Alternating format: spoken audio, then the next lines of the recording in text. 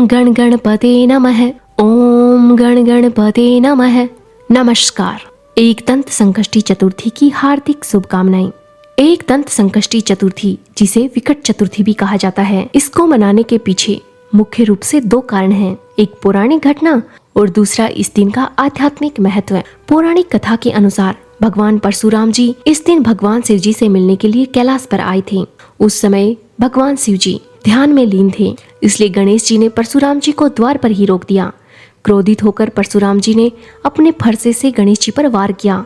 गणेश जी जानते थे कि ये फरसा उनके पिता शिव जी ने परशुराम जी को दिया है, इसलिए उनका सम्मान रखने के लिए भगवान गणेश जी ने फरसे का वार अपने दांत पर झेल लिया। इस वार से गणेश जी का एक दांत टूट गया। इस सम्मानपूर्ण घटना को याद रखने के लिए ही इस दिन को एक दंत संकष्टी चतुर्थी के रूप में मनाया जाता है।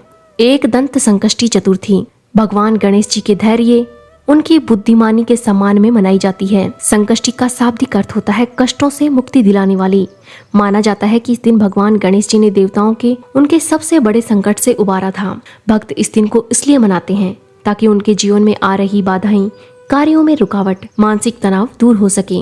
इसे विकट चतुर्थी भी कहा जाता है क्योंकि ये कठिन से कठिन समस्याओं का समाधान करने वाली मानी जाती है। इस व्रत को करने के बहुत से लाभ हैं। यदि छात्र इस दिन पूजा या व्रत रखते हैं तो उन्हें बुद्धि की प्राप्ति होती है, क्योंकि गणेश जी बुद्धि के देवता हैं।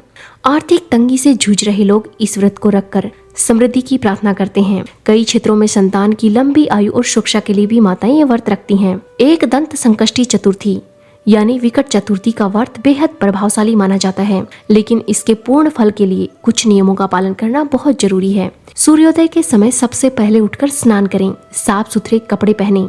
संभव हो सके तो लाल या पीले रंग के कपड़े पहनना बहुत शुभ माना जाता है। हाथ में जल और चावल लेकर भगवान गणेश जी के सामने दिन भर व्रत रखने और शाम को पूजा करने का संकल्प लें। इस व्रत में सूर्योदय से लेकर चांद निकलने तक बिना कुछ खाए रहना सबसे उत्तम माना जाता है।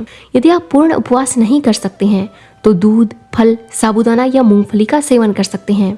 इस दिन अनाज, नमक और तामसिक भोजन जैसे कि प्याज, लहसुन, मांस, मदिरा का सेवन पूरी तरह वर्जित है। शाम के समय उत्तर या पूर्व दिशा की ओर मुख करके बैठें। गणेश जी की मूर्ति को गंगा जल से स्वस्थ करें। गणेश जी को 21 दुर्वा की गांठ अर्पित करें। उन्हें लाल सिंदूर का तिलक लगाएं, लाल फूल चढ़ाएं। गणेश जी को उनके प्रिय मोदक या बेसन के लड्डू का भोग लगाएं।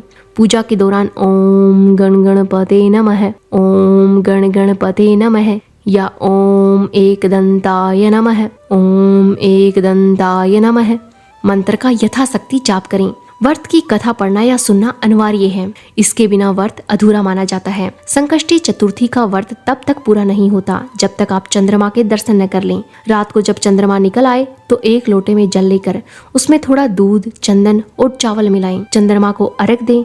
अर्घ देते समय अपनी मनोकामना मन में दोहराएं। चंद्रमा को अर्घ देने और गणेश जी की आरती करने के बाद ही व्रत खोलना चाहिए। व्रत खोलने के लिए भगवान को चढ़ाया गया प्रसाद ग्रहण करें और सात्विक भोजन करें। इस दिन किसी की बुराई ना करें, झूठ ना बोलें और अपना पूरा ध्यान गणेश जी की भक्ति में लगाएं। माना जाता है कि इस दिन दान करने से विशेषकर तिल या अनाज का दान अक्षय पुण्य देता है। एक दंत संकष्टी चतुर्थी की व्रत कथा गणेश जी की महिमा और संकटों से मुक्ति दिलाने वाली मानी जाती है। पौराणिक कथाओं के अनुसार एक बार सभी देवता भारी संकट से घिर गए थे। वे अपनी रक्षा के लिए भगवान शिव जी के पास पहुंचे। देवताओं की समस्या सुनकर भगवान शिव जी ने अपने दोनों पुत्रों कार्तिकेय जी और गणेश जी से पूछा कि तुम में से कौन देवताओं के कष्टों का निवारण कर सकता है। दोनों पुत्रों ने स्वयं को समर्थ बताया। तब भगवान शिव जी ने उनकी परीक्षा लेने के लिए कहा, तुम दोनों में से जो सबसे पहले पृथ्वी की परिक्रमा करके वापस आएगा वही देवताओं की मदद करने जाएगा।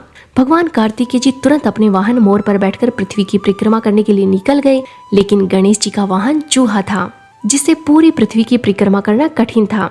गणेश जी ने अपनी बुद्धि का उपयोग किया और वहीं खड़े होकर अपने माता पार्वती जी और पिता भगवान शिव जी के चारों ओर 7 बार परिक्रमा की और हाथ जोड़कर खड़े हो गए। जब कार्तिकेय जी वापस आए तो उन्होंने स्वयं को विजेता मान लिया, लेकिन भगवान शिव जी ने गणेश जी को विजेता घोषित किया। कार्तिकेय जी के पूछने पर गणेश जी ने कहा, माता पिता के चरणों में ही समस्त लोक और ब्रह्मांड निवास करता है। उनकी परिक्रमा करना पृथ्वी की परिक्रमा करने के समान है। भगवान शिव जी गणेश जी की इस बुद्धिमता से अत्यंत प्रसन्न हुए और उन्होंने आशीर्वाद दिया कि प्रत्येक चतुर्थी के दिन जो तुम्हारी पूजा करेगा और इस कथा को सुनेगा उसके जीवन के सभी संकट दूर हो जाएंगे, उसे सुख समृद्धि की प्राप्ति होगी। एक अन्य कथा के अनुसार जब राजा हरिश्चंद्र के राज्य में संकट आया तब उन्होंने महर्षि विश्वामित्र की परामर्श पर संकष्टी चतुर्थी का व्रत किया। इस व्रत के प्रभाव से उन्हें उनका खोया हुआ राज्य और वैभव वापस प्राप्त हुआ। व्रत के कुछ नियम हैं। पूजा के समय इस कथा को पढ़ना या सुनना अनिवार्य है। कथा के बाद गणेश जी की आरती करें। रात को चंद्रमा को अर्घ्य दें। जल, दूध और चावल मिलाकर चंद्रमा को अर्घ देना बहुत शुभ माना जाता है। इस दिन आप सात्विक भोजन ग्रहण करें। व्रत के दौरान आप गणेश जी को 21 दुर्वा यानी घास चढ़ाना बहुत शुभ माना जाता है, क्योंकि इससे भगवान गणेश जी जल्दी खुश होते हैं। पूरे विधि विधान से गणेश जी की पूजा करने पर आपको व्रत का पूर्ण फल मिलता है। कथा अधूरी रही हो तो पूरा कीजिएगा, पूरी हुई हो तो मान कीजिएगा। ऐसी ही प्यारी कहानियों के लिए हमारे चैनल को भी सब्सक्राइब कीजिएगा। भगवान गणेश जी का आशीर्वाद आप सब पर हमेशा बना रहे। एक बार फिर संकष्टी चतुर्थी की हार्दिक शुभकामनाएं। धन्यवाद।